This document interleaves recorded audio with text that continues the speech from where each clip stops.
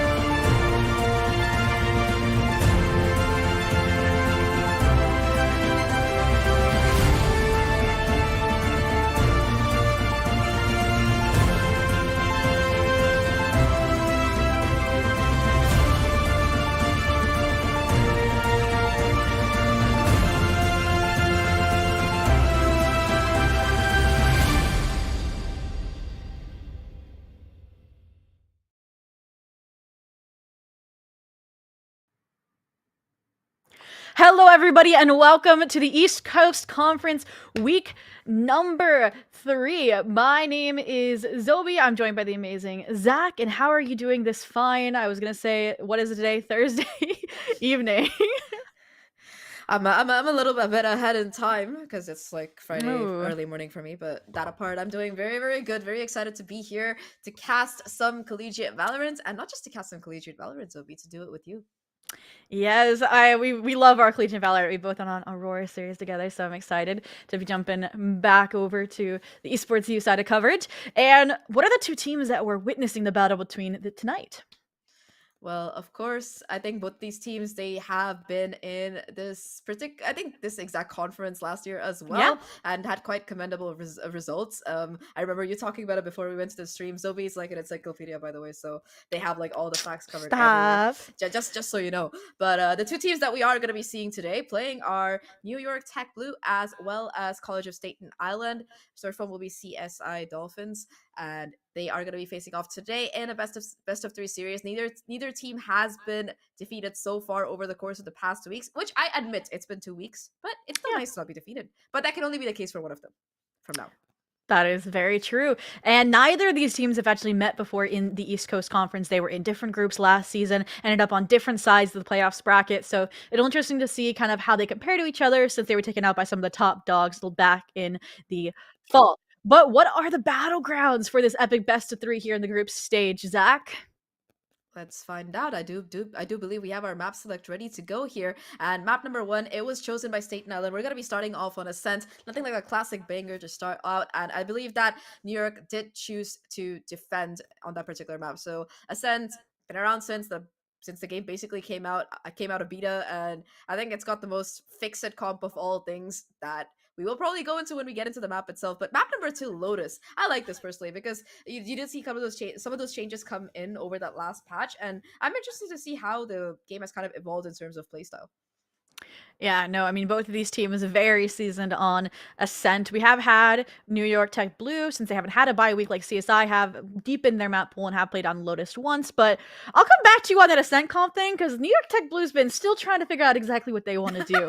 So either way, like you said, the decider will be split where we have had also New York Tech Blue play this one, so maybe they've at least tested the waters a little bit, versus, like I said, only 2 maps in the history pool for the Dolphins, so they'll have to swim a little bit deeper. But I think I did hear that we are about ready to jump in to Agent Select for Ascent. So let's find out if your predictions were correct, Zach. Let's see. I mean, I haven't predicted anything yet, but I'm pretty sure that's we'll true. The duelist. You said it was figured out. Killjoy, Sentinel, and Omen. Sova and maybe like a second initiator. Let's see if that will be the case. And so far, New York Tech are intent on proving me absolutely correct. 4 out of 5, but they're going for a double duelist instead, which honestly I appreciate. I like seeing that Reyna. I think they're can memeing see you. Max kind of fluctuating between whether they want to play the Reyna or whether they want to play the KO. Personally, I like the KO a little bit more. You have a lot more utility to work with. Ooh. But okay. Let's go, Reyna. There we go. We got a Reyna. Yeah, and I was gonna bring that up. It looks like they do not have a Zoro. They do have Zoro. Zoro has been kind of shifting around. They're the one that's been shifting. They went from a Phoenix to a Breach. Now they're settling on the Killjoy. And I think it's because Max is kind of this in and out player that likes the duelist, so they're the one that takes that role over. They went from Raze to Jet, and now they're on the Reyna. So they're just jumping through every single, duelist at this point. And even look at the Dolphins. They're also they're kind of also trolling us to see what might be lurking under the covers, but they are the team that they also have pulled out a raid in the past. I'm not gonna say they are tonight, but Shyla might just go toe for toe with Max. Oh, interesting. I'm gonna be very honest here. The Chamber pick is something that I'm a bit sus about, especially with the nerfs that came into him. He's not 2022's Chamber anymore. New year, new me, but not in a good way, I think, unfortunately, after all the nerfs that they did to my poor guy. But I think on Ascent in particular, Killjoy just has so much value when it comes to being able to hold down, anchor, and in particular, her lockdown. As a Killjoy main who has at least 500 hours on this agent, I gotta say it's the best ult in the game. I agree, and especially on a map like Ascent, covers the entire site, gets the job done, especially on a retake. But, I mean, I do see the benefits. I can only say benefits of a Chamber, but you definitely have to play aggressive, right? Usually you have, like, the Reyna playing out mid. You can put the Chamber there with their rendezvous, or you can have them kind of aggressing A main and have their anchor on the A site to get out of dodge safely as well. So that's what I'm going to be expecting out of Ken here if you want to see it successful on this map. If not, then yeah, I agree with you completely. They're not going to find as comfortable of a defensive half as they're hoping. Yeah, I think when you are playing that Chamber as well, it's like a very high risk, high reward kind of strat. You got to get super aggressive to really try and get those kills, because the problem with both Reyna and Chamber is that your entire kit is kind of geared around you getting kills. So if you're having like an off day or you're not able to hit your shots, well, at that point you're just gonna kind of be dragging your team down, because even if you're having an off day on something like a Sage or a KO or even a Killjoy, your utility is whether we're going to be heading into it right now. Pistol round starting off here. Chamber does do quite a decent chunk of damage to the Reyna on the opposite side as the attackers look to aggress towards A. They already have control of short as well, almost. It's one Omen. Does get the first kill. Spots at the second player, going for the right click. Not able to quite connect, and Reyna will be able to heal up. Yeah, that overheal on and continue their escapade, but now for A main, it's gonna be Toad and the rest of the team trampling their way in. You can see they had to cut the loose end of the Reyna here and try to continue a solo fight. But Zoro has other plans to potentially contest this, to cut off the snake's head. 1v4, how much more can this player do? Gets the first one here, so at least that's going to make things a little bit easier. Has the half armor as well, but it's not going to count for much. Super does the damage and then gets a headshot to clean things up. And that will be the first round going to CSI. I think we did see that Chamber's use come into play. Like, in a pistol round, 2 shots from the Headhunter will be able to take care of most players, because people don't really invest in half armor as much these days, from what I've seen. But that aside, I think that was a very clean round, very good positioning coming out throughout from CSI. Max specifically was trying to be that, you said it, all high risk, high reward player. And like you said, that's where the Headhunter definitely punished them. So we're going to see them try it here potentially again. Obviously, having the weapon in hand, they're going to try attacking at least a little bit here to get that Sova collection of information neutralized. They try and play on the dark cover and the drone as well, but with the paranoia in the face and the location reveal, that's easy pickings for Super Z. And they are acting as the duelist for the team this round, clearing out every angle here and even addressing into heaven to add one more to the tally. They're on par for the ace. They're searching for it. They find their next victim, but Buttershyla steals it away from behind them. That's just insult to... That's just sad. But anyway, it's an eco ace. I'm sure that there's more aces waiting for this Omen in the back. Super Z now holding the angle. One falls off. Last player on short. Again, Killjoy a little bit late to the party here. That spot out the player. Not able to connect the shot though, and Toad will be quick to finish the job here. A second round for CSI. They did lose, I believe, 1 Spectre, but all things considered, that's going to be a very strong bonus that they have, especially since they managed to carry that Vandal into the next round. Exactly as you said, Vandal, Guardian, amazing investments if you are able to keep them in your arsenal. So it'll give them a good shot of contesting now the full buy coming out from NYIT. And I mean, obviously it's only been 2 rounds, so we can't quite pinpoint what NYIT needs to change, but it does feel like they've just been kind of getting run through. Here, though, where it looks a little bit more defaulted from the Dolphins, with this kind of tiles aggression from the Chamber and the Reyna, maybe they'll be able to divide their forces more evenly, but when Ken does something like that, what else can you do? Yeah, I think Ken is proving that they are more than enough for this particular map on the Chamber. Just absolutely hitting every single shot. That was such a clean pick, and really just exemplifying why Chamber is still such a dangerous agent here. Now though, Toad advancing towards his A side does take control of it. Ken trying to get a second one, but this time around it will be Killjoy to be the sentinel on top here. A side control has to kind of take it. Max in the corner does headshot damage and might even be able to confirm this kill here. The flash comes through, but it's a little bit too late, and now it's just a 1v4. Toad got the site, but no space to plant the spike. And NYIT, they win their first round. It was a full buy versus a bonus, but they keep 4 of their players alive, so that's gonna do wonders for their economy. The Dolphins there, just a little bit too fragmented, right? You had both Toad and Super Easy completely locking down that A site, versus Spike was on its own on an island there in Tree, and Max was just able to counter it beautifully, provide that pinch play off the aggression from Zora to try and counteract Ken's aggression there, and mid from Tiles as well. It was just very coordinated and a lot better looking than we've seen out of the first 2 rounds. I don't even think the rifles were what gave them the edge. It was just the awareness of where all the players were for the Dolphins. Now, though, a little bit of a change of pace. Maybe Buttershyla trying to fulfill their duelist role here, clearing the way towards B main off of the, suppression of the Killjoy utility thanks to the KO, and Toad making them run. The tail between the legs to try and bob and weave. But still, this has provided enough time for the rotation to come through. You're gonna be 3 players contesting the site now. Killjoy still looking to anchor, do their best. Able to get a kill, in fact, before going down here, despite the damage from that Sova ult. It's gonna be quickly traded back, though. Ken getting not 1, but 2 before finally being shut down. 3v3 situation. Spike finally on site, gonna be going down here. 1 player in main. They spot out the player in market, but not able to find that kill. Buttershyla completely low, has to kind of play in that contact position to make sure that they can get that heal off. Buttershyla able to find the first one, though, gets the heal, gets a little bit too aggressive and will be punished. And now in this 2v2, both players towards the backside. Still plenty of time left on the clock, so they're gonna have to buy a little bit more here. Shock darts for some damage. The single peek comes out, the 2v1 too much to handle, and that will be the mistake that gets CSI their 3rd round on the board, 3-1, and they are slowly but surely starting to build up this momentum. Beautiful team coordination and repositioning there from Toad.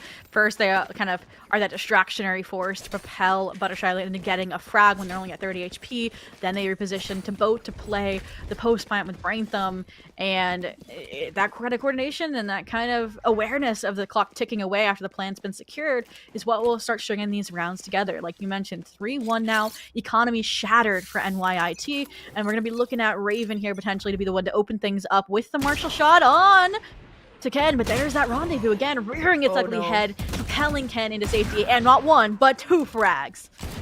I don't know if that's safety at that point. Ken is just on a rampage here. I think so far they've gotten like 3 first bloods, just being the one to find those crucial openers round after round for the team. And at this point, it feels like despite them having Arena, the real duelist in this lobby is the Chamber. Changes tag really quickly. Now a 2v4 situation. Of course, this is an eco round for NYIT, so low expectations heading in. Maybe if they can do a little bit of damage, it might help this eco from going out of control here. But now it's just 1 player versus the world. What more can Derp do except go down as Toad chases them down and takes them out? 4-1 right now. CSI, their map control has been so incredible so far in these buy rounds that we're seeing, and now finally we have a chance to see a counter because I don't know board is going to be missing an operator. Ooh, I'm excited for that because I do feel like all the rounds that CSI has gotten have been decided in the first few seconds of the round. And by posting this operator on the angle that Ken has been looking to take advantage of round after round, they might be in for a rude awakening. But look where the Chamber's lurking this time. They're the one A main. Well, it's actually Brain Thumb here potentially going to challenge. No, they're just getting their lineup in. They're dedicating themselves towards this B site. Let's see, Challenger is ready. No, Raven again, the first to fall. So your smokes aren't in place for a retake attempt anymore. That is really difficult. Like you mentioned, smokes not being there, and with the operator not finding any real value, it's gonna be important to hold on to it. But now with the rotation coming in, I don't know, Board is in the right place at the right time. However, not able to connect the first shot. It does get away with a decent amount of HP left, and now that's the cat out of the bag. CSI, they know that there's an operator online here, so they're gonna have to be much more careful about how they approach things, especially with Reyna having used both of our leers. Now Max on this A side has the Empress pop, does spot the first player, gets the kill, but immediate refrag comes out of Toad, so the number is still kept in favor of CSI as they rotate towards this A side. Yeah, that's at least the thorn in their side can neutralized here. And site hasn't been taken just yet, so I don't know. Board still has an opportunity if they're not smoked out to frag, but no! Butter Shiloh with their own Empress is going to put them in the ground, leaving Zoro in the 1v3. We've seen them get a few frags in these situations before. Can they repeat it? Can they expand upon it to get another round on the board for New York Tech Blue? Does have the lockdown, but perhaps aware of it. You can see the positioning coming out of CSI. All of them are playing Heaven. They are not having anything to do with it. Save the op? The call might just need to hold onto this op here. No! They know that too. They hear the gun being picked up, and Super Z is gonna run Zoro K absolutely down. 5-1 right now. And they keep 3 players alive and get the hands on up. Like already, it's been Ken taking these peaks with a Vandal, with the Headhunter, and now an Operator to boot. That's not very nice. Don't call them Super Z, call them Super W with the W key action. That is true. That is true. We gotta change their name. We will tell them after this game. But economy swimming for CSI at this point. I mean, they're showing why this was their map pick. And I mean, we did say this composition's very aggressive and it was going to thrive here on the attack. So next half is when we'll have a chance for NYIT, but don't count them out just yet here. A few more rounds to go on the half, but with all Deagles to work with here and an Oak-Man in their face for this VXZek, let's see how long they can hold on. I like that the Omen TP is kind of replaced with the Jet dashing in on top of a smoke. Anyway, though, the Recon did spot out 2 players, so they know that there are still a couple of players on this site. Super Z has found the first one, looks at the second, does a little bit of a spray that missed out, but still immediate trade coming in. And with the CSI going up against just pistols here, there's not really much that they can do. One kill is all that Max will find before they get shut down. And now CSI, they are really running away with the lead here, 6-1. Just to let that sink in, the only round that NYIT have been able to take so far was the one where they had full rifles up against Spectres and the like. So it just goes to show that CSI, they're just feeling so confident right now. Don't remind me. And I want to respect CSI. I respect the Dolphins here because even though they are up 6-1, they're not just throwing the game away. They're not investing too many resources on more than they have to, right? Like Ken, right? They have the operator, so they're not investing the tour de force. They're layering these ultimates effectively, spreading them out. I mean, Butter Shiloh 1 round with the Empress, Brain them with the No Command the next. They want to make sure that they can establish a lead now because they know it can crumble once the side swaps. And like we said, where it is kind of all or nothing on these aggressive agents like the Chamber, like the Reyna. Yeah, and they've definitely been doing more than their fair share of just being able to find those crucial openers. Now, though, Hunter's Fury going to be invested once again by Toad to try and clear out some of these crucial angles. Not really going to connect it this time around. However, that said, it's a bit of a change of pace that we're seeing coming out of CSI side. They've been going for these kind of quick, aggressive pushes and quick, aggressive kind of openings. But now with them cutting the noise and them just trying to kind of play slow here, finally the Q being given away that A is where that approach is coming. A beautiful paranoia to push both these players off the angle. And again, it is Butter Shiloh to find that opening. Bit of a refrag, though, to come out of Max. However, Max is so perilously low here. Hunter's Fury coming out from the opposite side to try and zone out some of these players. But oh, Ken strikes again. Once again, there's going to be no more smokes available for the retake. And still, the situation is a 3v3. The problem is that for NYIT, 2 of these players are basically 1 bullet away from their demise. And they still have no clue where this spike is. 30 seconds left. Reyna finally cluing into the fact that there could have been a rotation. But like you said, they're so low. They're not really going to be able to contest this. And it doesn't matter when Ken's the one to strike you down with the operator. But that does give the indication that, yes, this is the B exec, the B plant. And Ken, just you peek, you die, rinse, repeat. And it looks like the next up to bat, Board. They don't even want to try it. They're like, nah, we're going to fake the presence. We're going to flank. We're going to try and get these exit picks. Maybe get the operator off the table so that Ken, if they don't want to invest in it, won't have it again. But nah, it's the save. I mean, the thing is that even if they somehow manage to take out the operator from Ken's hands, and also assuming Ken didn't have enough money, which would be kind of funny seeing how that they won like, 5 rounds in a row or whatever. Yeah, there is still the tour de force, so that's even worse than an operator because at least the operator, you know, you only die. You don't slow your teammates down with it. So there's like a little bit of a perk to using the tour de force for sure. I miss the days when it was just kind of like a marshal on steroids, but it did enough damage to kill no matter where you shot people. But it's nice. It's nice to have a little bit more of a balance in the Sentinel meta. Oh no, we Oh, get no, your no, no, no! I am bored. You looked bored there. Why aren't you? I was like seeing Braintham creeping up. I'm like, all right, spikes exploded. The round timer's counting out.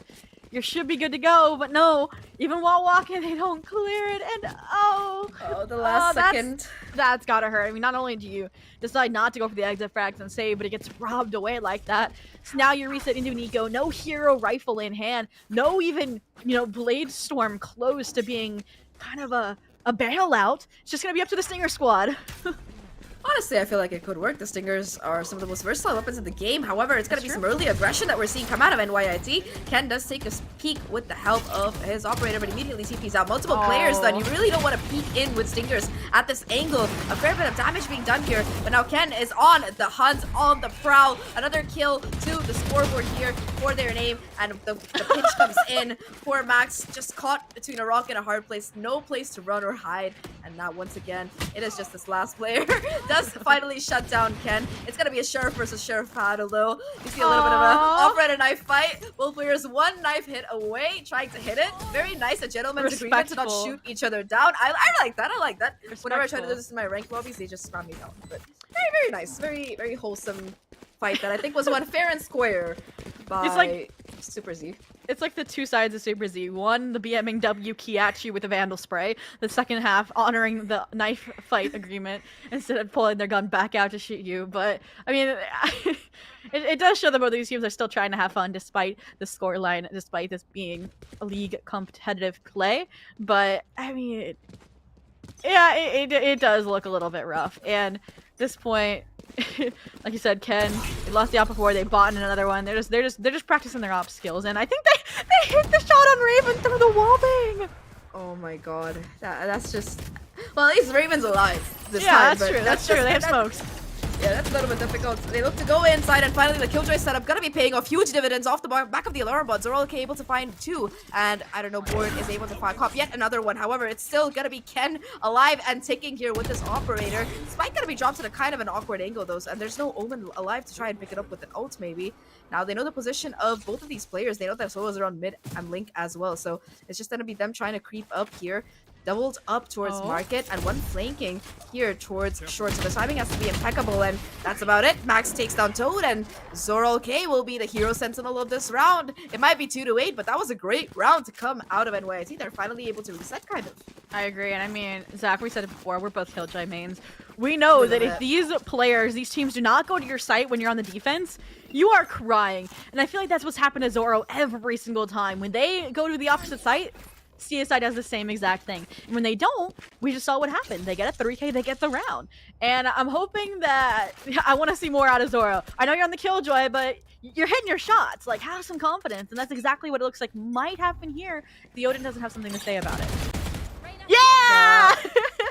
Well, yeah, I don't think it does. Zoral able to walk away with that first kill once again. This time around playing a little bit more proactive and aggressive.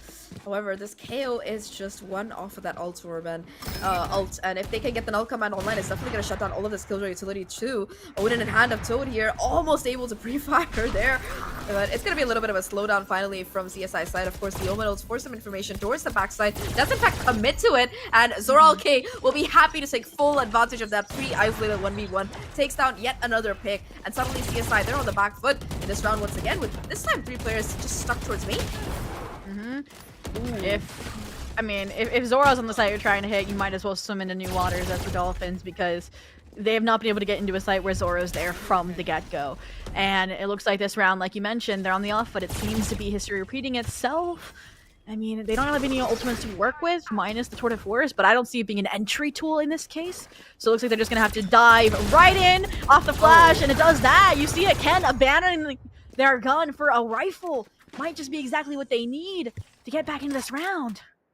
Yeah, I mean, when you're down in terms of numbers, you really got to be able to push with the team, and that was just such a coordinated, beautiful execute onto the side. And of course, Ken might not have the operator anymore, but he does have his 2 out of the 4, so that's definitely going to be interesting to see how it goes here towards the backside. Reyna used both the flashes to push onto that, so it's going to be very, very difficult for them to deal with this operator with no smokes and no no flashes. Ken will be there to do the cleanup duty. Tour de Force finds a kill, Vandal for the second, and just like that CSI, they get to 9.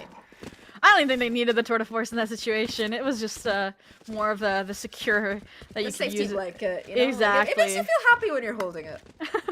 I agree. I mean, they probably didn't know that board was that low either, so it's just like you mentioned. I mean, there's only 1 round left. What are the odds you use it now versus then? And I mean, now that they have the Empress and the Null Command charged up, I'm expecting those to get invested to try and thwart, you know, Max or Zora with their own kind of responses with the lockdown or Empress, but we'll have to wait and see, especially when they're about to clash A for A, Empress for Empress potentially, and oh, that's one way to drop an Empress, but Super Z, again, the perfect teammate, getting the trade, ensuring that it's all steam ahead here, because the Reyna had to dip, they had to bail, and wait for their teammates to arrive for a retake attempt.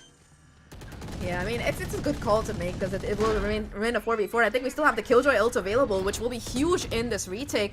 Now, Max is cast cleared out short. They're going to try to push it, I think, but despite the flash, they're not able to connect the kill thanks to the paranoia, and Max will be quick to clean it up. A second kill as well. They're just advancing on the site here now. A 2v3 situation. Site has been cleared. Spike is being stuck. Already the defuse is halfway through, and it's going to go all the way as Reyna makes a huge round workout for the team. We're seeing a 9-3 happen.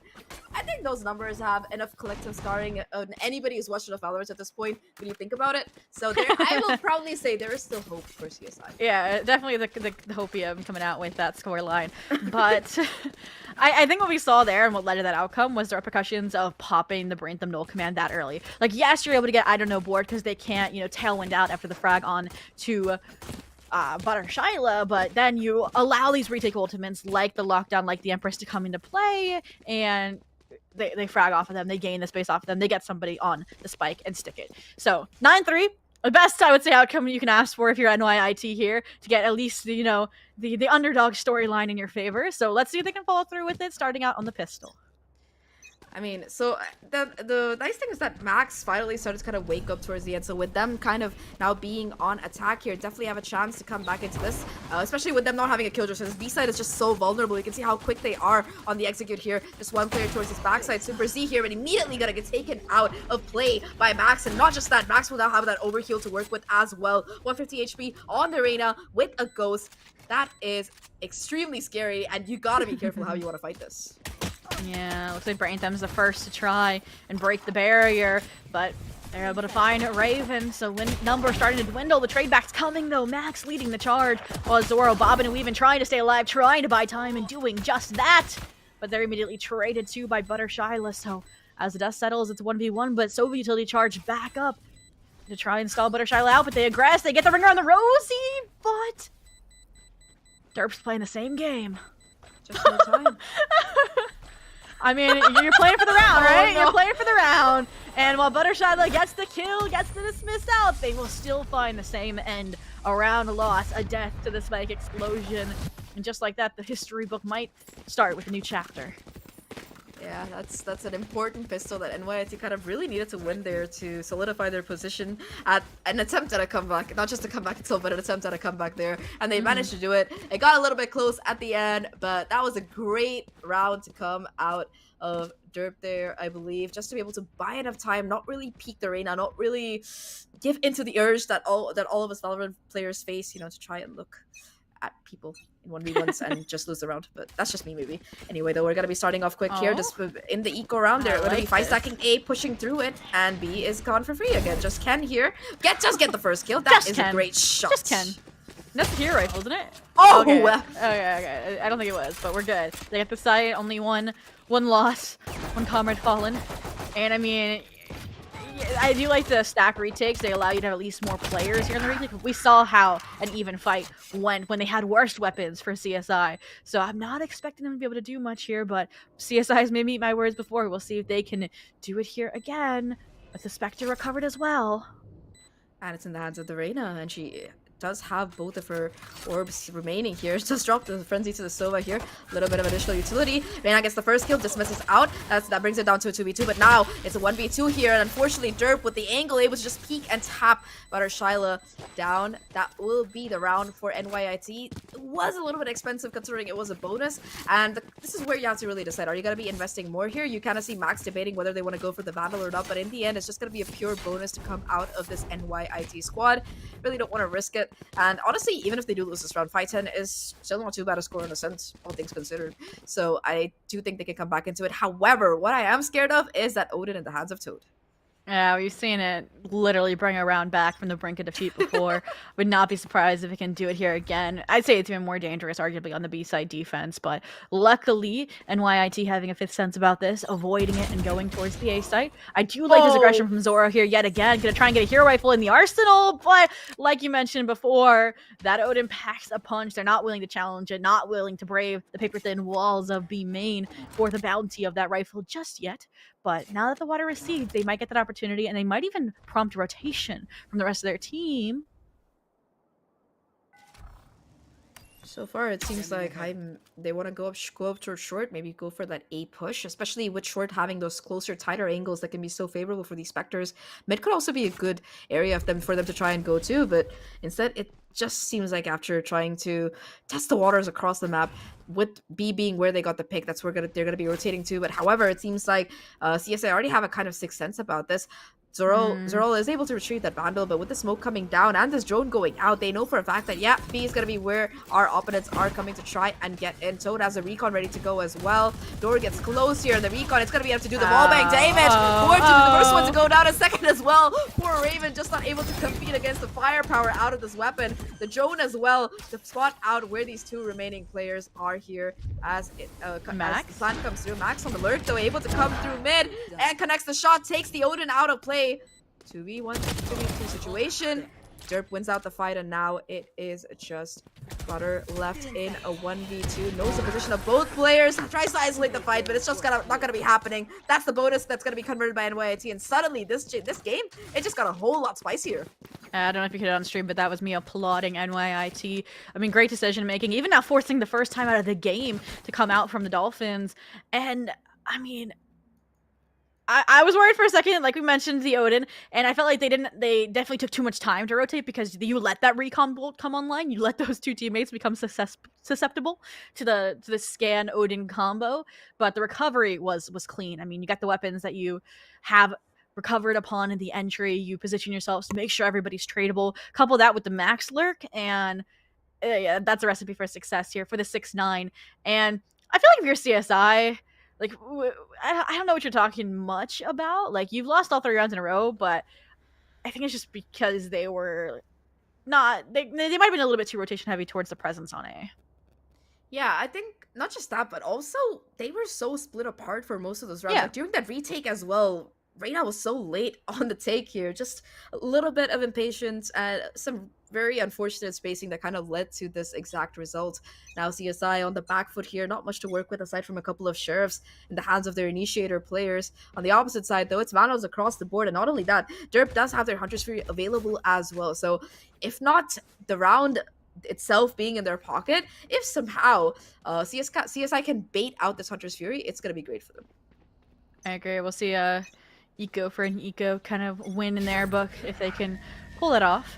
But for now, it looks like they're trying to deepen the early round information collection to kind of inform these decisions, maybe try and play more together, but narrowly avoided by NYIT as they continue this split attempt towards the A site. The first line defense looks like it's going to be Braintham here, confirmation as well, so they can mentally prepare themselves for the fight about to come, or they can deny the space with the fragment while Super Z contests main. And there it is, you mentioned it, already pulled out, this time on CSI's side. It is the Hunter's Fury. It finds frags, but not hold on to the A site for now. Ooh, the shots don't quite connect, but at least the K was able to get away with their life. And you can see, I don't know, Board taking advantage of this, trying to find a little bit more space. Ken, though, with the Sheriff, finds a huge kill onto Derp here. Now it's a 2v4. The Seagull suddenly got a lot more difficult. I don't know, Board able to find a huge opener, though. That's going to be the first kill to come through. And now it's going to be Ken to once again zoom in and find that fight. With the Recon catching out this player, it's going to be the wallbang to try and do the damage. A 1v2 situation. Has the dash ready to go, but has to hit the headshot. Not going to be happening. The Spectre at the close range just shredding this player apart. And it will be the Eco converted here. A veritable 13 coming through for CSI. What do we say? Both of them pulling out. Thrifties. Toe for toe, blow for blow. All it takes is a Hunter's Fury. And they've traded that up now as well for the Empress for Buttershyla. Another kind of choice to make. And this is going to be the first big and I would say more important rifle round, right? You either reset the economy and set yourself up for that 12th and map point round if you're the Dolphins, or you kind of reset the economy that's on shackles for CSI and you continue this comeback story if you are NYIT. And I mean, with the ultimates NYIT has, it shows like it should be in their favor. I mean, even Zoro's pretty close to their own ultimate if they want to farm the orbs, you know, rotate over to the B side and exec there. But I think it looks like CSI might have been expecting this. They have 3 people instead of the normal 2. They have Reyna lurking in the back lines, keeping the Empress safe there in Boathouse. I mean, that's exactly the kind of moment where you need and want the Empress ready to go. When 5 people are pushing you and you're alone in the back of Boathouse, it's you against the world. That's probably the only ult that can get you out of trouble. Unless, of course, everyone runs at you at the same time and you have a showstopper in your hands. But definitely something nice to keep in their back pocket. 3 rounds away from CSI taking this map in and taking the lead in the series here. All 5 players have now made their way towards the B side. Locked are going to be ready to go as well for Zoral K, and they're going to be putting it in a little bit of a non-risky spot here, just a bit of distance from the wall to make sure that it doesn't get wall banged in case it's available. The thing is, they have to kind of run out now. Ken gonna be caught by... Yeah, Ken gonna be caught by this unfortunate recon here, and now the Odin again, Toad just wrecking Hava through the smoke. He doesn't need to see his enemies to kill them. It's just gonna be coming through all the way. Raven, though, doing their best to try and find some damage, does succeed and brings it down to 1v1. Look, what did I talk about? Oh, they don't know though. They don't know. They don't know. It was there since seconds into the round for CSI. The Empress, like I said, hiding away, waiting. They popped it before they got detained by the lockdown, mind you. And it lasted through the detainment in order to be that lurking force to literally shoot Raven in the back after they had such a heroic play to counter the Odin spam, to give hope to NYIT that's now been dashed away as the economy crumbles, and they'll be leaning into the blaze, into the hero rifles that they are managing to scrounge together. That was incredibly well played there by CSI as well. Because if you think about it, right, like they know the lockdown's probably coming when the Killjoy has 8 points, and they also know that they're gonna be trying to go for the B side most likely because it covers the whole site. And what do? They stack 3 players, but also when one gets detained, that player just kind of sits in the back of sight. And that was the CT one probably.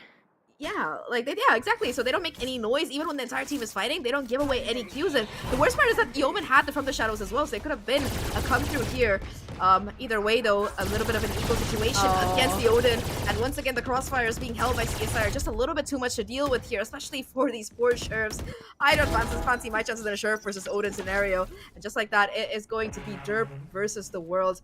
Does have the Outlaw in hand. Could definitely do some damage at the very least. But with the rounds that CSI have been winning, and as dominatingly as they've been winning a lot of them, I think that it's not really gonna be, it's gonna be much more difficult to do some eco damage. Oh no, caught at the last second. I'd want them to pull out the knife and be like, hey, knife fight, like, while to the drone, you know? Give up the honorable decree. Maybe you have a chance at the 1v4 with the knives, but again, Toad just in the right place at the right time with the Odin, completely countering any sort of sight attempt. I mean, you thought it was trouble when you have full shields. Imagine light shield or no shield combined with those pistols. And 12-6. Yeah, it looks like the comeback story might be drawing to a close. And they'll have to tie together 6 rounds in a row if they want to bring this into an overtime. But I want to remind everyone, this was CSI's pick. I mean, yes, you have 1 win on it if you are New York Tech, but you also had, or New York Tech Blue, but you also had 1 loss. So it is already kind of an iffy map for you versus Lotus, your map pick. You might be more in your own element. So they need to keep that in mind and keep the fight up. For sure. I mean, it's Valorant. You never give up until the game is Yeah. actually over. There's always a chance at overtime. That's how you think about it. So, or there's always another overtime if you're already in overtime and losing. That said, though, now Ken, already having taken a lot of space towards mid, will be going back to regroup with their teammate and is able to trade them out. So numbers still remain firmly in favor of CSI. Finally, though, Ken does get shut down by the Sentinel on the other side. So, okay, finally stopping this particular player's menace, but it's still a 3v3 scenario. And I think that the most worrying thing for NYIT at this point probably has to be Toad still staying alive here because that Odin is still very much in play. Yeah, they're still gonna try Brave onto the A site, the one that has less paper thin walls if you're planting on the safety of Generator. They're able to overcome the first obstacle, now only a few to remain. And I mean, the Killjoy so far away is my biggest concern here, because they have to make sure they get over there in time if suddenly the Odin Spray finds its marks or these shock darts find their lucky star. But even then, Buttershyla is aware that this Killjoy Zora likes to be in positions to punish, and as soon as the door gets broken, that's the cue for them to go. There it is. Oh, they do, but the awareness from Buttershyla is able to take them down here. Things still a 1v2, however. There's a lot of work for Buttershyla to do to bring this round back and possibly win the game. It's not going to be happening, though. NYIT stay alive as Max with the 3k confirms the round, and they managed to hold on to 2 rifles as well. So Economy's still in a little bit of a rough spot here, but Buttershyla does have the money to drop the rest of the player who can't buy quite another gun here. And for CSI, their economy is starting to unravel just a little bit here. I mean, they probably have enough money to get through. They have enough money to get through this round. They probably will in the next round. And then they worry about, you know, the prospects of OTF, that they maybe will see the second timeout for CSI, ironically, even though they're the one that's been on the forefront. Like we said, they don't take any chances that they don't have to take, even if they've been the leading team. For now, though, looks like NYIT keeping up the defaulted approach, because they, like you said before, Zach, when CSI is fragmented, that's when they tend to struggle a little bit more. But even then, CSI has made adjustments. They're the ones not trying to take these first engagements from this split aggression NYIT Blue is going for. Yeah, and you can immediately see the adaptation coming out of NYIT's, sorry, CSI side as well. Like, they've been so aggressive in a lot of these past rounds here, but now they're just kind of letting themselves chill, for lack of a better phrase, letting their opponents come to them. However, that doesn't seem to be quite working for them. It's still gotta be a 1-for-1 trade, though, as Ken takes care of Zoro again, with the Killjoy being taken out of the equation. Not only is your flank shut down, but also, you no longer have that ability for the post plan. Ken now with the second kill as well into Derp. That is huge here, and that's gonna be the spike dropped onto the B side. 3v4 situation. 2 huge kills, though, from both, I don't know, board taking that mid space as well as going to its side. On side, it will be Buttershyla to try and buy some time here. Not able to get the second kill, though, and Max will be able to do exactly that, get onto site. A 1v2 situation. It's all down to this KO. No ultimate. Does have his full kit, though, so this could definitely still be viable. Yeah, nice little high-low, though, set up here thanks to the updraft. My only concern is they're looking opposite directions here, but even then, the off angle from, I don't know, board is just enough to keep NYIT in the fight. And, I mean, that round could have easily gone either way, right? Like, we mentioned that when Ken hits, they hit, but otherwise, CSI struggles a little bit when these big hitters fall because of how fragmented they are. And also, NYIT had such a thorough gain of control on the map. I mean, we saw how deep, you know, into mid-market, I don't know, board was. And that's what kind of allowed them to slowly pick apart the rotations that were coming through. But either way, they reel it back in, they get onto the site, they get the post plant, they get the round, and now, like we mentioned, look at the economy. They're still trying to scrounge together rifles, but there's now an Ares and some light shields in the mix. Oh, well, Super Z able to find the first huge opening there. Just a little bit of HP. Almost gets, almost gets murdered by their own teammate running for their life, but does stay alive at 4 HP. However, it's going to be once again Ken just popping off in mid. Does not care. And now it's just 2 players standing between NYIT and defeat here. Empress going to be popped as well. The recon, however, does catch that player out. The second one as well. Now they know exactly where these players are. Max, though, with the Empress, still able to create some pandemonium on the side. Takes care of Ken, and they know exactly where the Sova is too. Brings it down to a more manageable 2v2, and now they gotta decide where do they want to come with the spike. The answer would seem to be B here, but remember, Buttershyla hasn't been spotted yet. Exactly. Yeah, I mean, if you think about the last few rounds, Buttershyla's been there every round, so that's why I think they're leaning now towards the A side. But look at the wraparound the Sova has too. So I love this alarm bot position from Zoro, thinking about every possible trick in CSI's playbook here potentially. And now they'll at least be able to secure the plant pretty safely thanks to the rotation. But I also like the fact that now they've grouped up on the side of CSI. So they're going to be together here on this retake attempt, which gives them the best chances they have to convert things and get this map down. Yeah, 2v2 situation. I don't think either side has any ultimates to kind of work with here. So it does have their recon though, so it could definitely come in useful. Remember, this was kind of like a half buy round, or sorry, it was a full buy round, but it was like the last legs of the economy, so it's gonna be important for them to win this. However, Max just manages to one tap, but Toad brings it down to a 1v1. Max has the shot, but no, the white swing! It's too much to deal with, and Toad will confirm this game for CSI. It got a little bit iffy in the middle, but Toad, the player, cannot be stopped. Whether it's an Odin or a Phantom, it will be CSI taking their map pick. It was a great game, though. We saw moments of brilliance come out of both of these teams individually.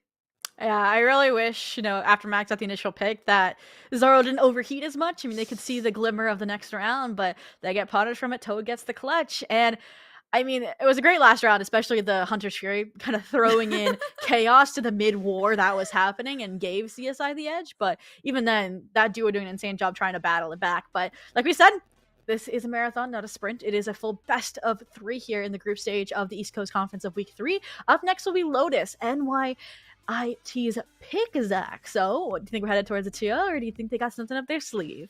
I think they got something up their sleeves. Like, even though they were down so badly on Ascent, they were able to kind of mount up a defense and come back. Like, honestly, if you're able to still fight at that point, you have the mental to deal with almost anything in life. So I think that's definitely something that's going for this NYIT squad for sure. And one of the points that you mentioned earlier, Zobi, was that this wasn't their map pick. Of course, CSI are intimately more familiar with it. And NYIT, they weren't bad either. But now, I think the next map, Lotus, it's going to be their map pick. I'm super excited to see what exactly they're going to be cooking up here, for sure.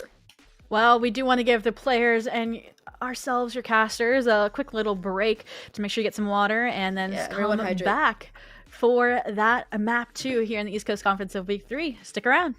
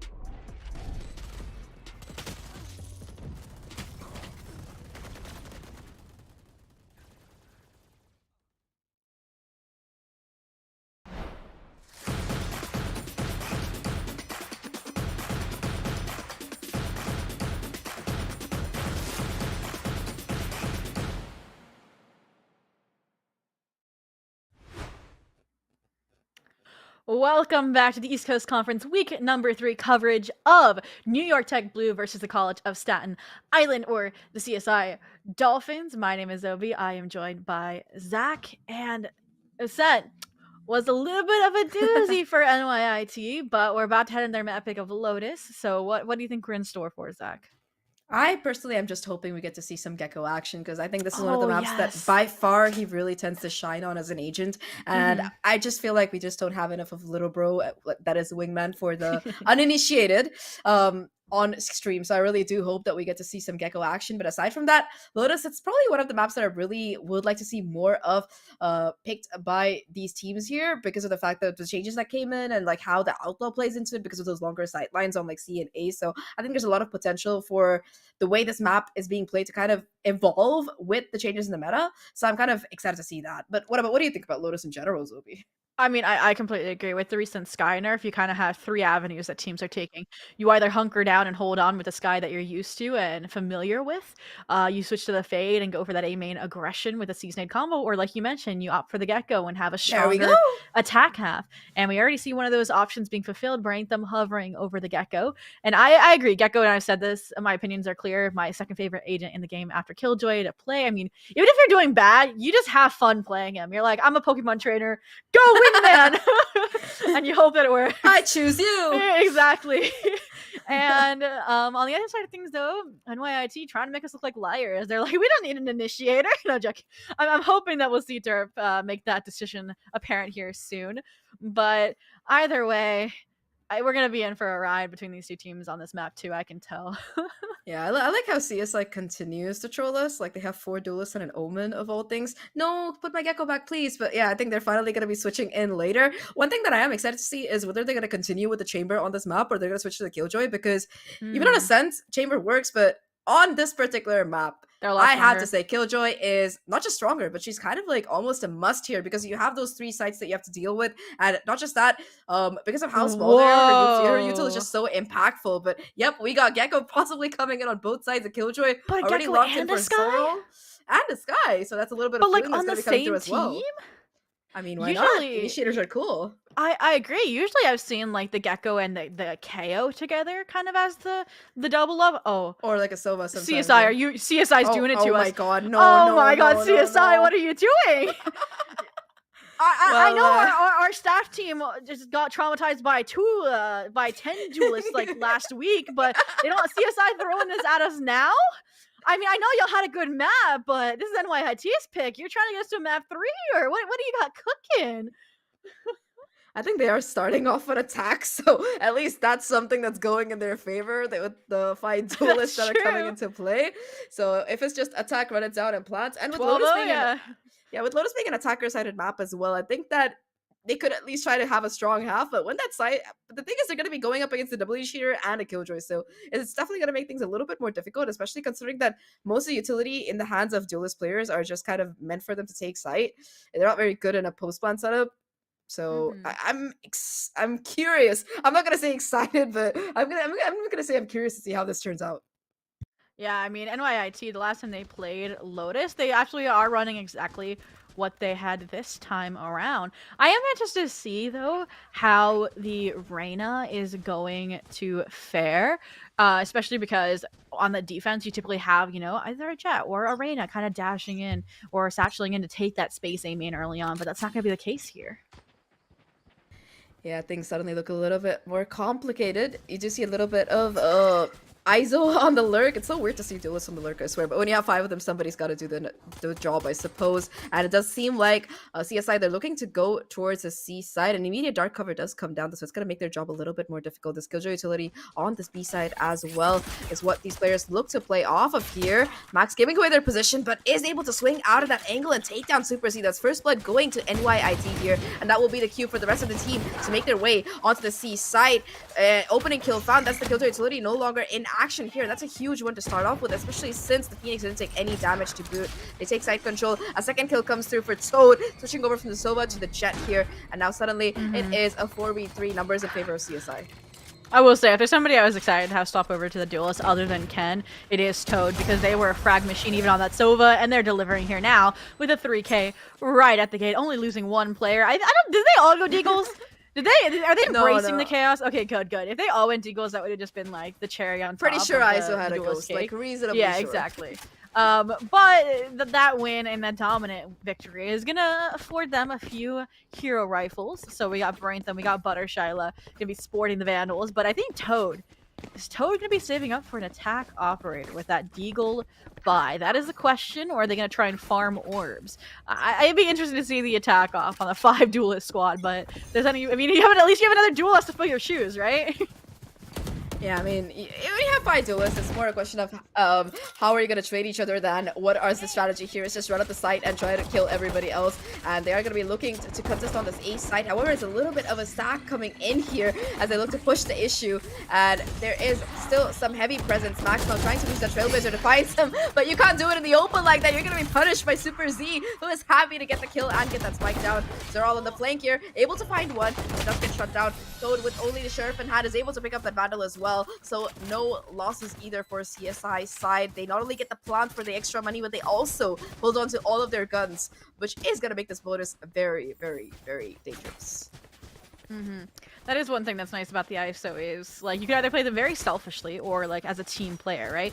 Like, you can use a contingency, you can use these to gain space, to gain, like, an advantage with the vulnerability for your team, or like the double tap, just go shoot, pew pew, aim labs, and run it down. I mean, that's ISO in a nutshell. But it is going to be a pretty strong counter, like you said, in Eco for CSI with the Bulldogs, with the Vandals, but an equally fast and aggressive response from NYIT. They're like, all right, if that's how you're going to play it, we're going to play it too. And it looks like Brainthumb might be cut out, but no, the hot flash, the curveball, perfect for both players, one after another. Max trying to wrestle back around to the team with one, but with that, run it back online, it's full steam ahead here, potentially. Yeah, they're just gonna go towards this site to get that spike down. It's gonna be Reyna with the plants in hand, but instead, having spotted out some more aggressive presence, you're gonna be falling back. And remember, this was the bonus round for CSI, but suddenly they have these rifles in hand. They look to go forward. A little bit of an accident there, as it's gonna be Ken made vulnerable, but no harm done, so all good. They are kind of selling the attempt at a pivot towards B, but A is gonna be where they're gonna be going. The spike itself, though, look where it's going, Sophie. It's all the way on C. I mean, if the enemy team doesn't know where you're going, then it's a free sight is what they're teaching us here.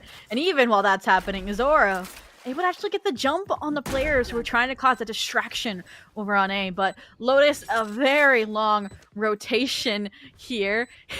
And that does mean they get all the time they need to reposition or aggress and get behind the rotation, and that's exactly what Buttershyla is going to do. It's very high risk, high reward, but I like it when you have a 5 duelist squad and Brainthumb in this unexpected angle. Going to try and get the job done themselves here. I am interested in Zoro and how they'll factor into the equation this late from Mound, but I mean, it's going to be a 1v1 for Buttershyla. No information on where the Killjoy is just yet. Even the Dismiss not able to collect any information about their whereabouts, but time in their favor. Zoro has to make their move now, but even then, they're gonna have to stick it all the way. The running, the spraying, and they still will get the frag and get the clutch for a 3rd round in CSI's favor.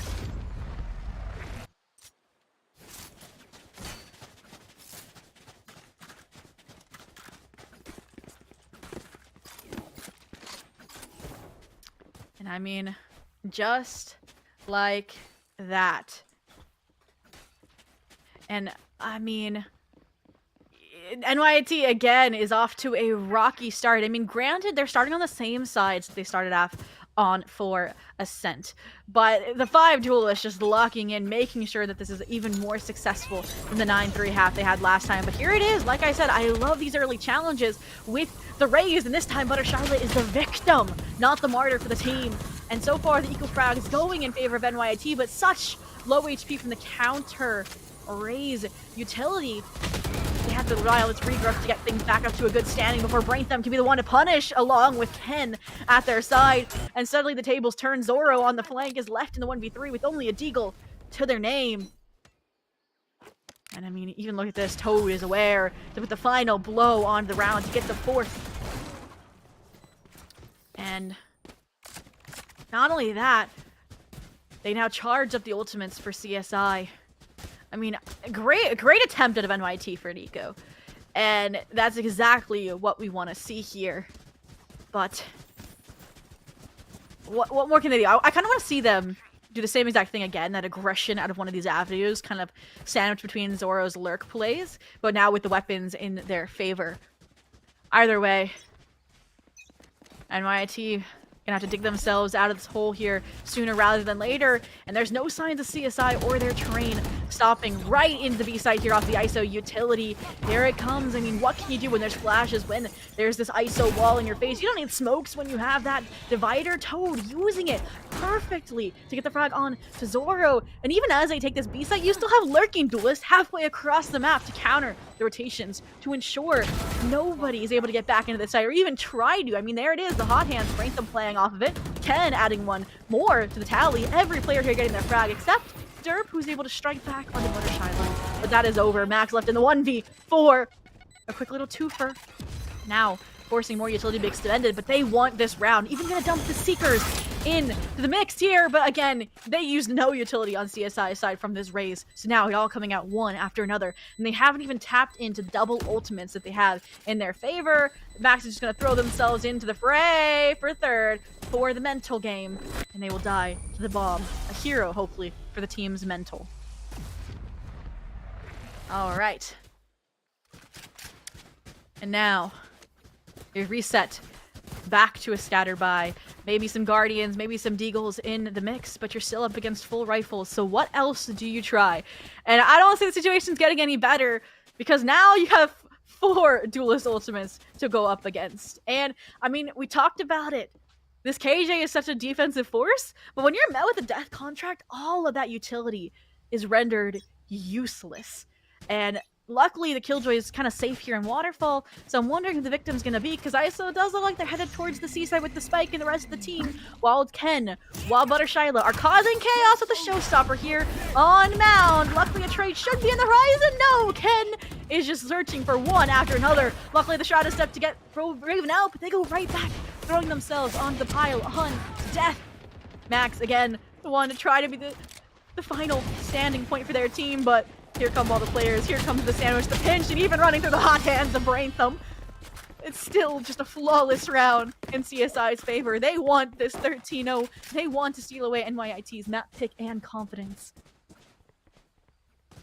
All right. Now you're back to rifles. What do you do? What do you do? I mean, you have ultimates to work with this time. You trade the 4 that CSI had, that the Dolphins had, for 4 of your own. If Board can find an ult orb, can find a first blood.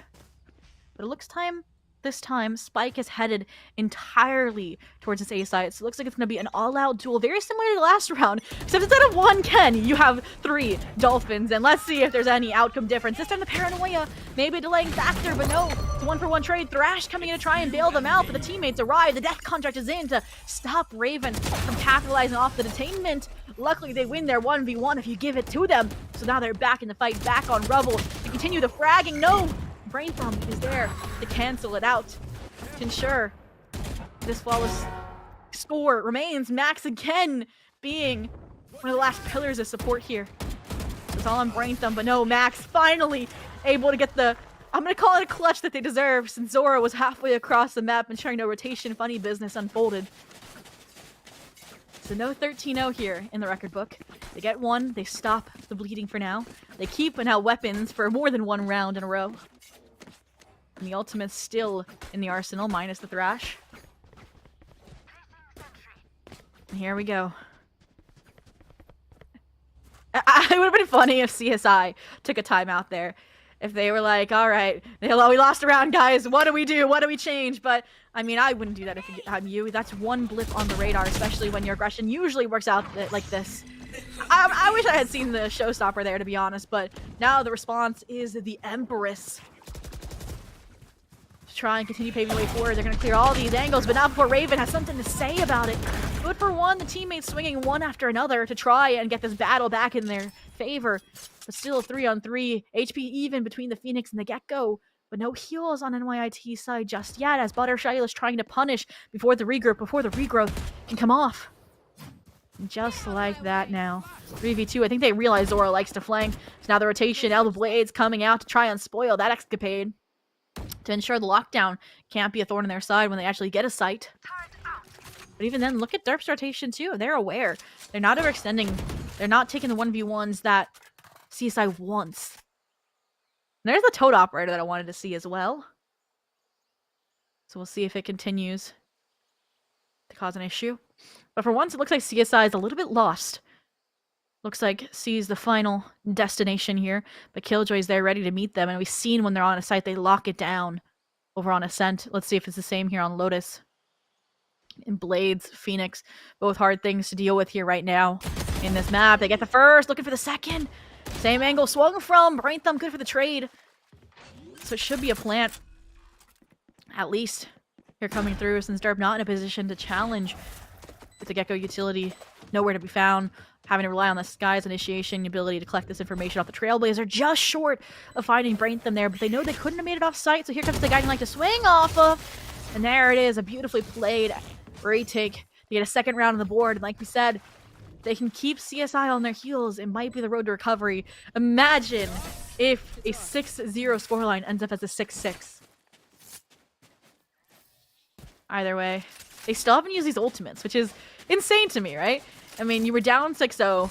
You get the first round off of just winning your gun duels, and you're holding on to these. I mean, it works because you have the weapons.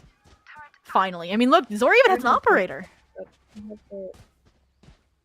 Oh. Hello, hello. Mic testing. And now, our amazing Zach. Okay. Able to Yeah, sorry let us about know. Thank you for covering there, Zobi. My turret had a malfunction, and I see we are back with the duelist still being able to kind of pop off on the attack here. Once again, the Phoenix ult comes into play. Joke's over, you're dead. Not this time, though, as Max shuts it down before. The Phoenix can even take too much space here. Molly to come out to try and clear out the corner, too. But all 5 duelists, they're kind of just hanging around here, trying to find a crucial pick before they can make their way out to side. And with them detecting at least 3 players, and the lurk on Reyna kind of not seeing any pushes coming through on A, they're just gonna be steamrolling their way on that side instead. Yeah. And this time there's really nobody home for NYIT, versus usually there's at least one player to try and brave the storm. But even then, as soon as the site is gathered, that's when CSI doesn't hunker down on the site. They expand like a spider web through these avenues, just like you saw Buttershyla do. But this time I think NYIT is aware of it, and they know to check all these kind of loose ends and tie them up before the retake occurs. The only issue is the clock is ticking down against you. Yeah, there's just so much ground that these players have to try and clear here, and they have less than 40 seconds to do it with as much time as that has gone through. They're going to be going fast and furiously in, though. The showstopper going to be the first ult to be invested. Doesn't quite connect, though. Toad instead able to find 2 kills, and now it's just a 1v1 situation at the end. Phoenix versus the Omen. The Molly will deny the defuse here. Phoenix knows has landed. It's going to come down to the positioning, and it's just Raven not looking in the right angle at the right time. Incredibly played by CSI throughout, and although NYIT almost made that retake work, it will be the Phoenix to come out on top. And remember, last round, this Phoenix ulted, and they almost have their ult again. I mean, this is probably like the 3rd or 4th time in the half. I mean, that's one of the benefits of the Phoenix, no matter like, all memes aside, even if you are running a 5 duelist composition, it comes on pretty regularly. So it does kind of have that same information gathering ability as an initiator does. Obviously not as often or every round as you would hope for, but more often than not. It does seem like nowadays, and why Phoenix has kind of cropped up a little bit more in the meta for certain maps. But now it looks like CSI is like, all right, we're spreading ourselves too thin. Like we said, they're getting they're checking the loose ends now. So we'll see if they can handle a full site hit off, as you mentioned. Run it back. Yeah, this time around, Phoenix gonna be able to take a lot of space, and off the back of that, his teammates are able to get a couple of kills as well. That will open up the site for business here, and the spike does go down. In the close range, the Stinker is able to find at least 1 kill, but Raven not even gonna get a chance to reload, as Toad will find an immediate refrag. Now a 2v4 attempts at a retake. This is an eco round for NYIT. Not much to work with aside from these sheriffs, so if they can find a couple of kills, it might be great. But CSI, so far at least, the momentum, it seems kind of firmly geared in their favor. It seems like they can just do no wrong here. First kill coming through for Super Z. Now it's all down to Derp. Does find at least the first, thanks to this outlaw. But with 3 more players pushing him, how much more can he really find here? Almost gets the shot off, but Toad will find a clean tap to shut it down before any of that clutch could even start to happen. CSI on 8 right now, and this is looking kind of similar to that map 1, Zobi, where they were just so in control all the time. You're not wrong. But I do feel like the 6th round start was a little bit different than a set. So it's them trying to get their footing here a little bit before the end of the half comes underway. But I agree with you. If this is a 9-3, it would definitely be interesting once the 5 duelists are on at the defense. But I feel like they're just going to hunker down on what I said happens when you have a Raise Fade combo, when you aggress Rubble, when you aggress Mound with your teammate. And that's a scary prospect as well, but for now, they have to get through this half, get through the death contract, and this time Super Z's able to win out their 1v1 duel, get back into the action, back into the site take, where there are some ultimates for the retake, and that's what NYIT looks like they're trying to buy into. Oh my god. Alright, while the spray does do a decent chunk of damage to the Ray Supers, he's still able to get a crucial kill here. However, Raven in the corner, able to kind of find yet another pick, and with the lockdown coming in, that's going to push these players off the side and force them to play a little bit back. Now, it's just a 1v1, however, Toad's position spotted as well, and all Toad has a lot of work to do here on their shoulders, has to either find this kill or somehow get the spike and play post plan. Raven looking very healthy comparatively. 1 bullet will do Toad in. However, the crouch angle, it does a lot of damage, but it's not enough to confirm the kill. Raven, the hero of the round. 3 kills, and it will be NYIT to find a little bit of footing in this matchup so far.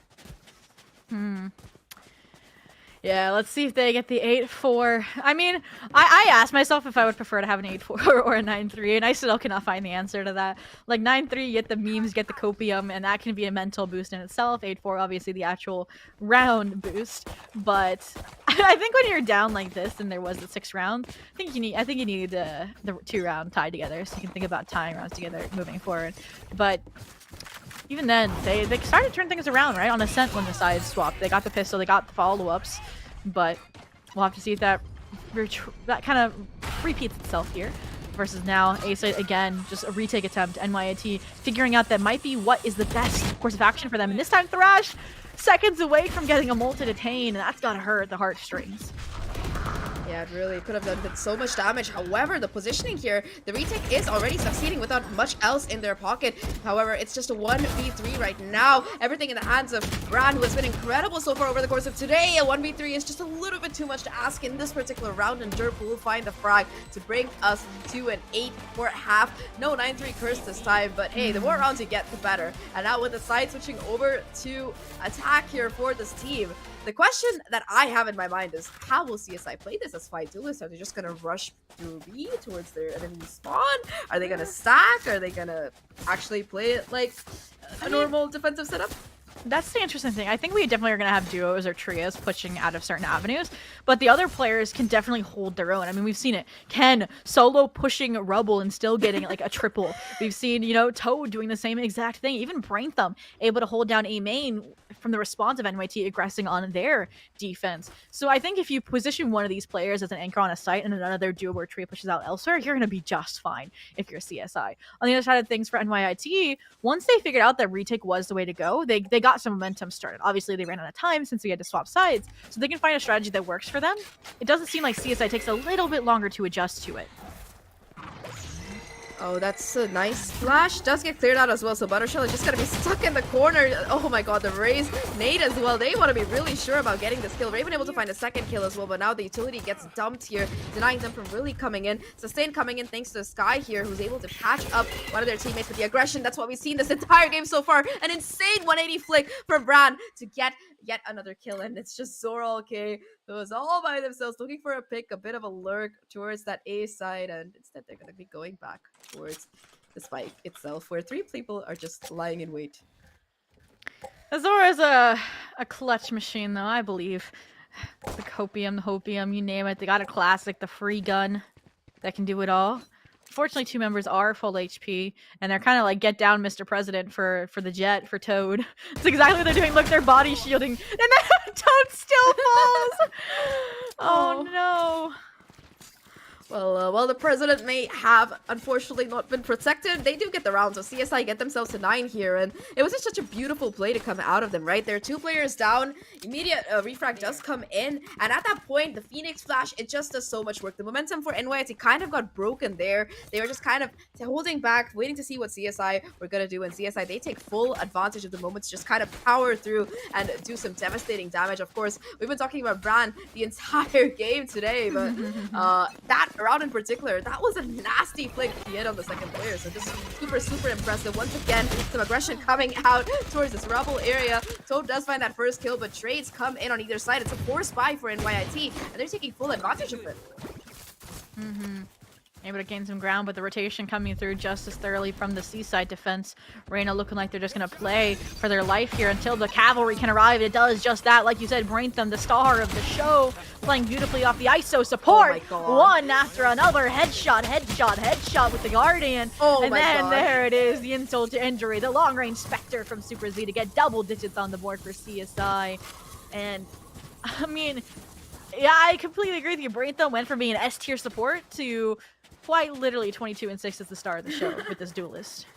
Yeah, I mean, Phoenix, like, if you look at the agent contract, like, the agent contracts for each agent, Phoenix's tag at the 9th tier, I think, is All-Star, and at this point, I think that Bran is embodying what an All-Star is, like, 3 rounds into the half, and already that Phoenix ult is ready to go. I know it's a 6-point ult, but my point is that that's still pretty impressive, especially considering that they're not doing any of the usual orb farming tactics that you see. Now, an eco to come out of NYIT to try and recover whatever they had, and again, the aggression to come out towards this A side. Boombot for a little bit of information. Not going to detect anything, though, because it just bounces back, and somebody failed just geometry. walking into they're just gonna be walking into never mind, they just jump peek the angle, spot a couple of players, and just happy to hold on for A main. They get to kill and get traded out, but that's still good information on damage. I mean, I think it does seem like they elect one player on CSI side to play a deathmatch, and they just run it down, seeing what information they can find, like human alarm bot style. And I think it works in this regard. But for now, Shyla up next to bat, and one after another, members of NYIT fall to different weapons, different types, and 11th is what CSI will get. Yeah, Bran again swinging in for another couple of kills. The operator as well in Toad's hand now revealed here. I was gonna say it could be their ace in the hole, but at this point I don't think they really need one with how Bran has just been farming the server this entire game from what it seems like. That said though, this is arguably NYIT's last chance to jump back into this map and the series here. They're already one map down if you viewers were watching Ascent here. So there's a lot of lifting that they have to do here to prevent this from slipping out of their hands. And this round is what will make or break their destiny, at least in this best of 3. I mean, it's only a group stage, and a lot of the teams will make it into the playoffs, so you want to get as many rounds as you can here for round differential purposes. But Toad making sure that that is not going to be on the cards for them. Well, Zora might have something to say about it. yeah, Zoro on the lurk. Exactly what you want to be seeing from your Killjoy. The problem is that while all of this action has been going around towards mid, it is 3 players from NYIT falling to Toad's operator already. Toad on track for the ace, in fact. So now a 2v3 for this team to try and clutch out here. Bran has all of this valuable information. The spike itself is going down. Not going to care about that lockdown position given away, though, by this particular alarm bot, and will be forced to respect the lockdown, especially after this. But now it is going to be Toad with the operator to find another frag. That will be match and series point coming through for CSI. And you know how I was saying I was kind of worried about how Phi Duelist would work out? Well, I mean, if you just kill your opposition, you don't really need post-plan utility. That's what we learned. I mean, yeah, that's pretty accurate. Not much more to say in that regard, but we've seen that in NYIT. Like, they take some time to heat up. Obviously, 6 rounds last half. We're approaching the 5th now. And I mean, we haven't really seen a timeout, and I think it's just because at this point they're like, all right, it's 5 duelists. What can we counter shot against them? And it's at this point, I think once they get the ultimates to work with, they might be able to salvage a round. And the Thrash has been a thorn in CSI's side in the past, so could do something similar here. We'll have to wait and see, but the operator could be the one to try and spare that, but luckily it's on the A side this time. They just have to get past the Braintham to curveball, and they get blinded. Every single person except for Derp, who's the one to bail them out and trade it now for Thrash to clear out all of B main and secure, hopefully, the site. But there it is from Connector. Not going down without a fight. They get the frag. They get out of the way of the paint shell, sacrificing their own teammate Ken in the process, but at least they live to fight another day with this operator.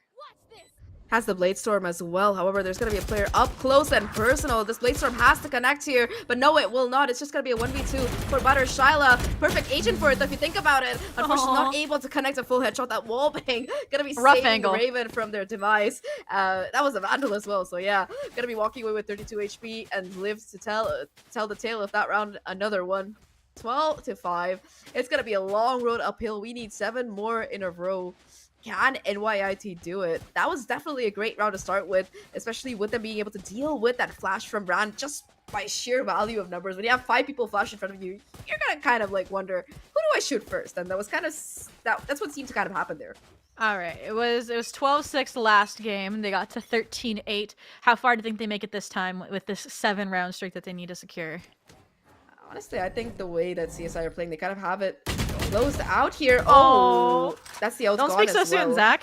all right. I don't want to jinx people. I have kind of a reputation for caster cursing. But anyway, it will be Brad to swing out and peek. The Gecko Flash does connect, not able to get back into cover in time, and it will just be a 1-for-1 trade. Number still in favor of NYIT. Here's the approach with the operator. It's still here. It's still kicking, and Toad will not be denied. The Omen will be able to scatter onto side. Buttershello with the Sheriff able to find a crucial pick as well. And now it's CSI encroaching and advancing on these players trying to come in. The showstopper as well to boot.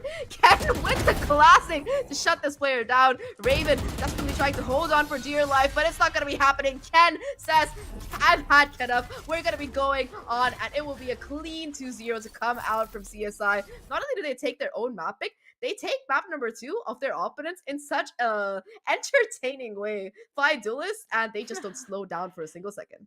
I completely agree, and I love the kind of like moments of deliberation that we saw unfold while we were analyzing the NYIT composition, where they were like debating taking it seriously, like hovering the Gecko for Brain Thumb, who normally plays the support initiator, and like taking the role seriously. And they're like, I want to hear the comms where it's like the person saying, "What if we went 5 duelists?" And everyone's like, yeah, and then just the lock-ins and the transition starts. Like, who tainted the waters? I mean, I did see the ISO hover. And it does make me question if they were the one. If it was, I actually like that fits the personality for Super Z as well. I'm not gonna lie to you. Like with the W King on the Omen, like them being like, what if we go 5 duelists, guys? I mean, if there's a map to do, it's probably Lotus, because Lotus is the map that has like the highest win percentage on attack. It's such an attacker-centered map. move. Wait, we both cast GC. You know what I'm talking about. You know what I'm talking about, right? We've seen a lot of it. We've seen teams like get to like 1-11 and then come back and win the entire map. But I digress. I think that when it comes to Lotus in particular, it's just one of those maps where you can get away with so much if you're playing just as coordinated as CSI were, like individually as well. I think every single player was able to more than pull their weight. Of course, we talked a lot about Bran in that last game, but Toad as well, right? Just having such impact with that operator on defense. Like that basically took care of the whole problem of there's 3 sites. How do we defend? Like, yeah, just give Toad an op and put him on one of the sites. He's got to hold it down himself. Easy. They were even getting correct though on like which site to put them on, like the majority of the time, which was kind of insane. So either way, I think we are gonna jump to a quick break to give me a breather and determine if we want to bring in one of the players asked about this 5 duelist or not. But either way, I want to talk to Brad. You do. All right. Well, then we will try and get an interview then for you guys if you would like to stick around. But as we have it standing, the CSI Dolphins take it 2-0 in ECC week number 3, and hopefully we'll be right back after a break.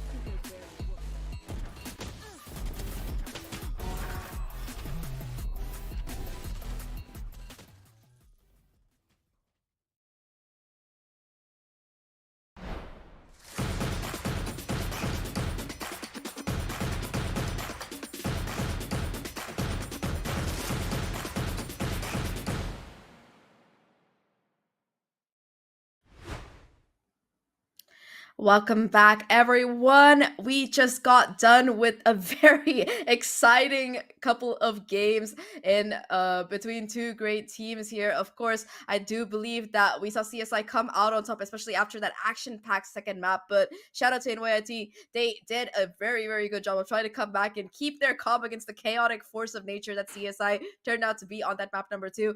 But now that we are done for the day, we're not quite done yet, because as promised, we have an interview coming up soon. But Sophie, looking at the two maps we saw between these teams so far, what was like a highlight moment that really stood out for you? Oh, that one's gonna be hard to say. I There were think so I think many. it's gotta be the knife battle, the honorable knife Oh battle yes, on Ascent with forgot about that. Super Z, That right? one's Because they were like the meme lord, it seemed like, of the games. So for them to have that kind of moment where they collectively were like, all right, Zora and I, we got this. But yeah, so that stands out for me. yeah, I would have to agree with you there. Forgot about that for a second after all Mhm. this blinding Phoenix action. But yes, I do believe that we have a note from production saying that our interview is ready. So let's tune in. Yo, Hello, what's hello. up? What's Welcome. up? How you guys First of, doing? we're doing very good. I think that we're Good. That's what's feeling up. very That's what's up. very Very heated beautiful up map. after watching Yeah. you yeah, after watching you pop off on the Phoenix there. So first of all, congratulations on your win today. How are you feeling after those two games? Thank you, thank you. I'm feeling great, man. The team looks super good. We were all just like cooking up. I didn't cook up on that first map, so I had to like go crazy on the Phoenix. You know what I'm saying? I was flashing the corner. I flashed them guys that one Like round. all 5 of them, Flashed yeah, all in 5 of them. pillars. If I had a Phantom, I Yeah. killed them there.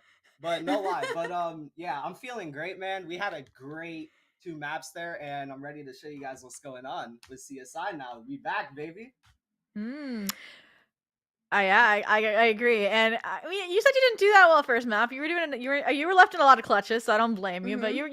you were solid on the support util. So the question is, now that you have a taste of the Phoenix, are you gonna stay on the duelist, or are you gonna go back to that I mean, initiator? we'll see what happens. I main initiator for CSI, but Yeah, like yeah. I do whatever. We just said we were gonna run it up for the 5 duelists right there, and then we just cooked them up.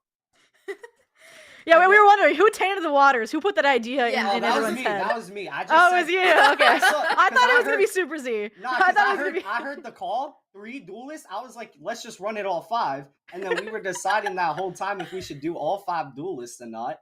And then right at the end, we were just like, you know what? Let's just go 5 duelists, and we all just like picked whatever. I heard Phoenix, so I just went Phoenix. I mean, to be fair, that second game it was absolutely bonkers. Did you pick 5 duelists and think of any kind of strategy throughout the game, or were you guys just like kind of running it W. down? You know, Yeah, we just kind of like ran it down. I mean, we were like looking at how they played. We had some reads like second half. I felt like they weren't gonna push A. We fought BC, and then they ended up going B. And then we just had like a bunch of reads and plays to just like let them get destroyed. We like beat their confidence down, I feel like, and we did very good as a team. yeah, 5 I duelists think tend to do that. yeah, especially when you're popping off the way that you guys were. I think talking about the reads in particular, we noticed that as well. Like Toad always seemed to be where the players were coming, especially once they got their hands on that operator. Like the reads were immaculate in that second map. So after this particular series, how are you feeling about the future matches ahead and overall? Anyone you want to give a shout out to? Oh, of course, of course. So, for the rest of the season, I feel like we're just gonna be cooking now. Last season, we didn't do as good as we are now, because I feel like all of us are like better as a team. Like as of the future, I kind of want to face SNHU again in Utica Blue, because they beat us last season. We Mhm. almost beat SNHU in the first game that we played. It was close. Ooh. And then what's it called? I want to just beat them down. I want to get all of my games back that we lost, because I'm not gonna go down without a fight. And as for my team, of course, shout out to my team, man. We got Supers, we got Butter Shyla, X Tazyken, Toad, and then of course shout out to the subs. We got Ethan, Sam. We just got a stacked roster. Shout out to you, I Lonnie, too. saw. I love you, bro. That's my team captain. They've been in right chat, there. That's bro, The GOAT. yeah. That's the GOAT. That's my son right there. That's my king. Here we go. Yeah, I mean, I saw like there was 3 returnees and a bunch of new faces, so I'm excited to see what you guys do for the rest of the season. So our last question is, do you have any messages for those opposing teams you're going to go up against in the future, whether it be in the group stage or if y'all make it all the way to the playoffs? My message is that CSI Dolphins is back, baby. Let's go. Let's go. Yeah. We back. Let's go. Love the energy. Come on, we winning this thing. We winning this thing. Gotta be confident. I believe it. I believe it. You're basically like channeling your inner Phoenix right now. That's the exact same. I do get that vibe. I'm Yeah, actually a Phoenix man now. I'm actually a Phoenix man. I was doing nice on Phoenix. I'm gonna be honest. I haven't played them in like a year or in like half a year. Did not look like it. You It did didn't look like great. it, Like the exactly. information collection, That's like just the YouTube. running We backs. just cook. We just They crack could not like dodge that. the flashes. Yeah, man. They could not. I flashed them. I died sometimes, but I killed them a lot of times. I So mean, I you got feel like yours, we- right? Yeah, your just, like, KD speaks for yeah, it. I think. I just went crazy. 25. I mean, and what 8. was it? Yeah, I was about to bring it up. Yeah, 25 there it and is. 8. I 25 and cooked 8. up. That's what's up. How many? man. Let's see. You got. Yeah. You know, 3 Toad took point the first something? bloods at the op, but you cooked elsewhere. Yeah, Either man, way. he's cooking, man. I love the team, bro. A bunch of great people on there. I love those guys. Well- Either way. Thank you so much for appreciate being it. here for the interview. Yep. We'll go ahead and let you go celebrate with your team. And yeah, have a great night. Yeah, thank you. Have a good one. Thank you. Bye. All right, Zach. That does bring our East Coast Conference Valorant Week 3 coverage to a close, but that does not bring the weekly Esports U coverage to a close. We'll have some ECAC League of Legends tomorrow at 8 p.m. EST for all of you to look forward to. But Zach, it's been a pleasure getting back on the mic with you. Anything else you'd like to say? Yeah, hopefully we do this again soon. And of course, huge Yeah. shout out to CSI for just not only winning, but also just putting on a show while they did it. It's my favorite kind of match to cast when it's just so chaotic. You're like, wow, what a game. Because that Feeling last reviving. one was definitely one of those. So, and of course, huge shout out to you, Zobi, for not just being awesome in general, but also just being able to be a I don't know, absolute beast on the mic when my intro did go down. So yeah, huge kudos to you, and of course the rest of our lovely production, and to everyone watching, everyone in the chat. We have Liz with a Z as or Elizabeth with an S, very very famous personality who will be on VCT Americas. My English is dying. I think it's a little bit too late. Tuning in as well. So huge shout out for everyone who came by and supported their teams, players, and just made this such a good vibe. Thank you so much. Yeah, good night.